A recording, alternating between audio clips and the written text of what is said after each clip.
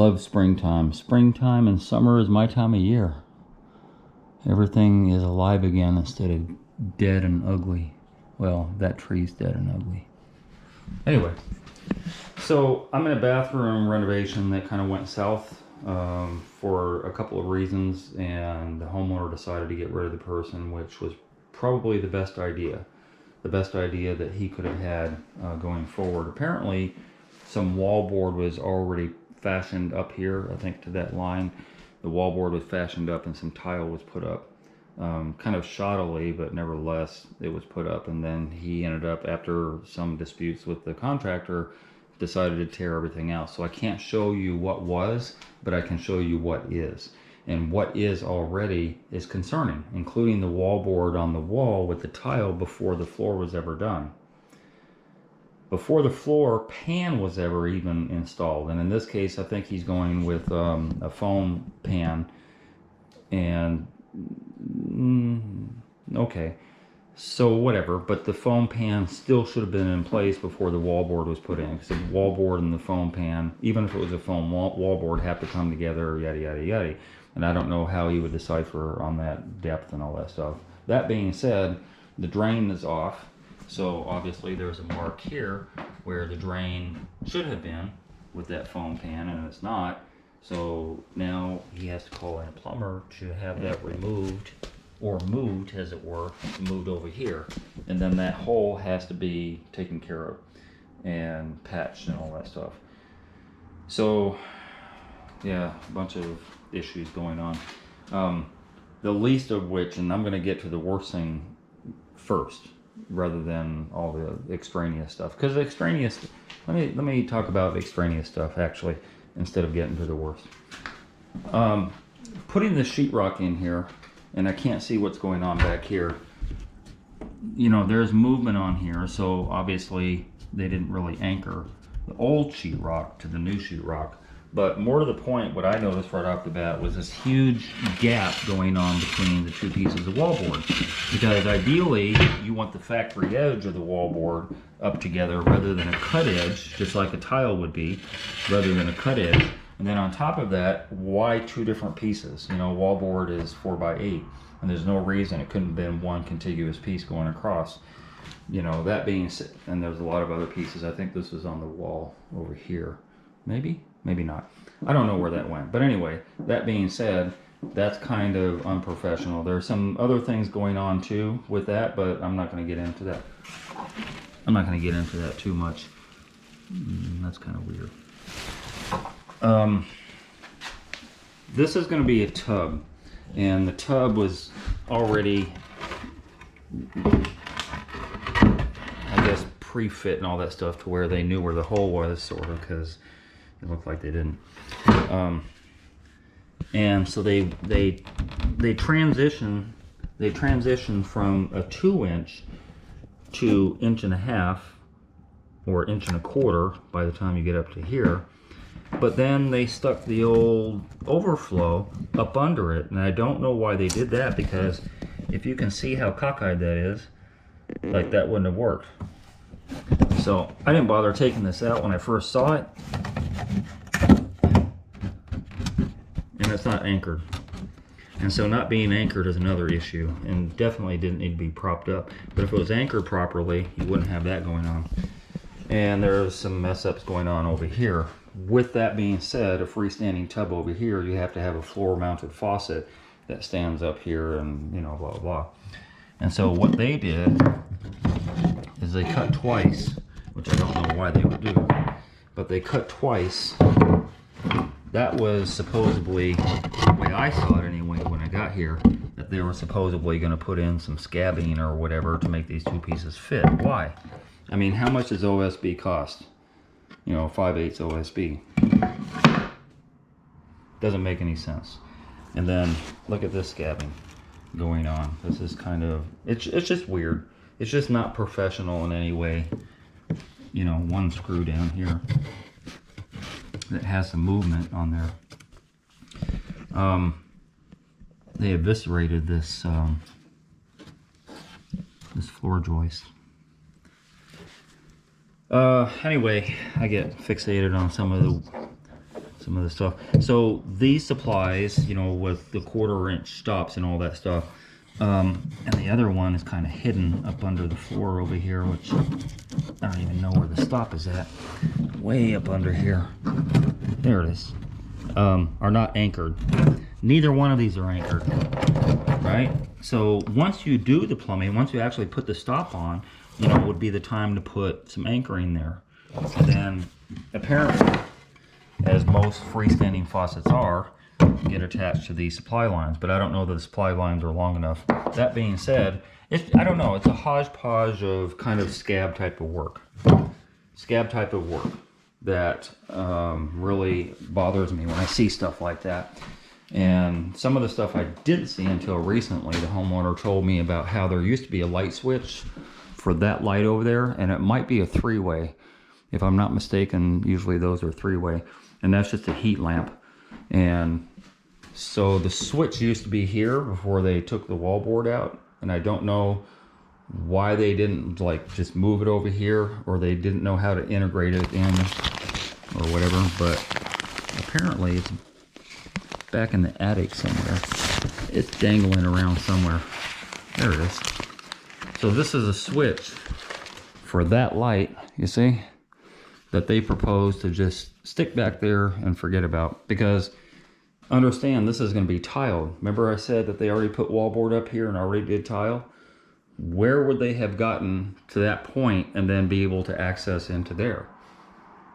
When would that have happened? Oh, they used RedGuard. Yay. I didn't even notice that until this now. You know, it's just, it's weird. There's a lot of weird stuff. But let me get to the weirdest one that I was going to get to first and then distracted my own self. What's wrong with that picture? So this was original shower makeup, and I never saw it beforehand, but that's originally how it was plumbed in and all that stuff. There was a little recess wall up here, and there's a lot of problems with this. Well, let me get to the first, which is how I got presented. So the homeowner told me that this was a new valve, and I'm like, no, that's not the new valve. Look at all this old sweat and all that stuff. There's no way that's a new valve. Well, the cartridge is new. Oh, so the cartridge is new. Interesting. So where is the mud cap? Like, how do we know that this is set with this new 2x4? How do we know that this is set properly? Because the mud cap not only, well, a couple of things. This delta valve, this delta cartridge doesn't go in until the very end. It has a little cap on it and with an O-ring in that cap, and so you screw that on and that cap kind of prevents water from coming out until the very end when you put your cartridge in. But more to the point, once you put that cap on, you can put your mud cap on and then know what your parameter of your wallboard and your tile is. Without the mud cap, how do we know that this is anchored properly? That it should be further in or further out? We don't know that. And so there's no mud cap. He took all that with him, apparently. So all he did is put in a new cartridge, and so they're at a stage where they want to do tile and they don't know if it's even correct. And then this is kind of turned from this direction over to here, where it would have made more sense to not really have that anymore. Like if I was going to do a job like this, I wouldn't necessarily have it. Well, you're kind of relegated to this. I guess there was an anchoring piece on top of here, and then there was another double stud that the homeowner ripped out when he took out all that wallboard and tile. And that double stud being here wasn't anchored to anything here. It wasn't anchored to anything here. But there was some type of stud going across the top. And that's not a proper anchoring. This wall was still a free floating wall, right? And it doesn't make any sense. So the proper way that should have been done is he should have, before he put this piece of board down, I think he glued and screwed it. So there's some construction adhesive going across these floor joists, so I can't take it up. But these lines would have been cut off somewhere around this area, and then outside of it should have been, you know, like a couple of 90s with maybe 8 inches of pipe and 12 inches over here, and that 12 inches going on here, and this cantilever that 8 inches into a couple of holes they're drilling out in this back plate, right, instead of this front one. And then you could just cantilever those 8 inches up, and then sweat in, you know, your excess pipe to where you need for the valve, and then sweat into your excess pipe where you need to make the connection at. That's the proper way, and then just get rid of this floating wall, because it doesn't make any sense. And that he would even purport, even with those 2 studs here that weren't anchored on the top and all that stuff, then I don't know. It's a mystery. It's a mystery. But the homeowner was smart enough that at a certain point where he's like, you know, no, you know, stop what you're doing. You know, like even the guys that was doing the job was a sub of a contractor. So he didn't even quite know what he was doing. And that's not good. And so, you know, what I'm suggesting is that you vet the best way you can contractors before you have them come in, and know what you don't know. Know what you don't know as far as the contractor and what their knowledge is, and if they're going to sub or not. That's important. So the guy that you're talking to and signing the contract with, is he doing the work, or is he going to sub the work? Because that's important to know.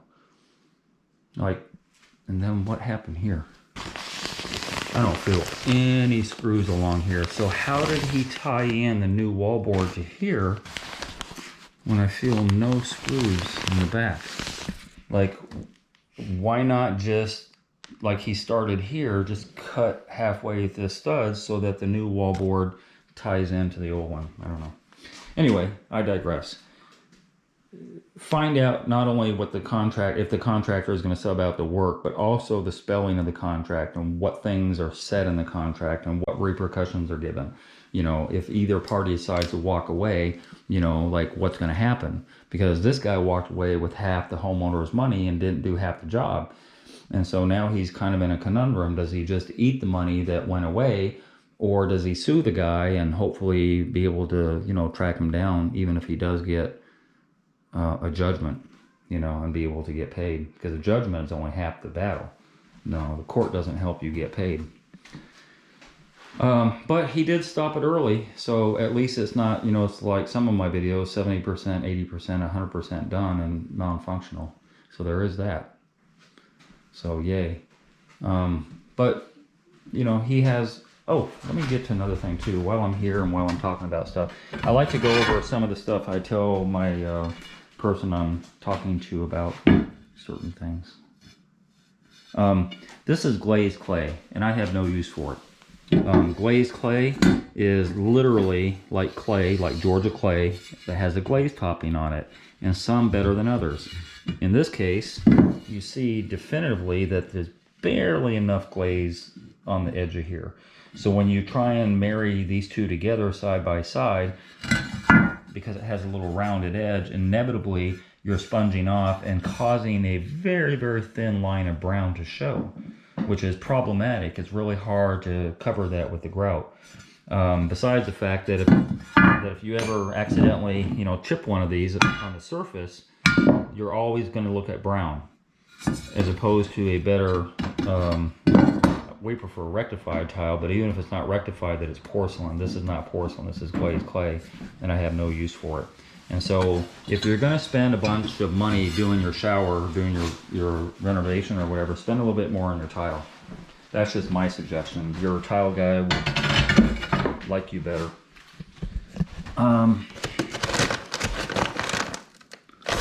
White thin set. I wonder what he's using white thin set for. Oh, another thing too. So this is a gray tile, and if you're going to do a gray tile, you're going to use, say, a gray grout, then use a gray thin set. I don't know why there's white here, except for the marble, because they're going to put this on the wall. But I wouldn't use... You would have to use a marble specific, a natural stone specific thin set, and that Versabond bag isn't that. So there's that too. I don't know why there's so much pressure treated wood in here.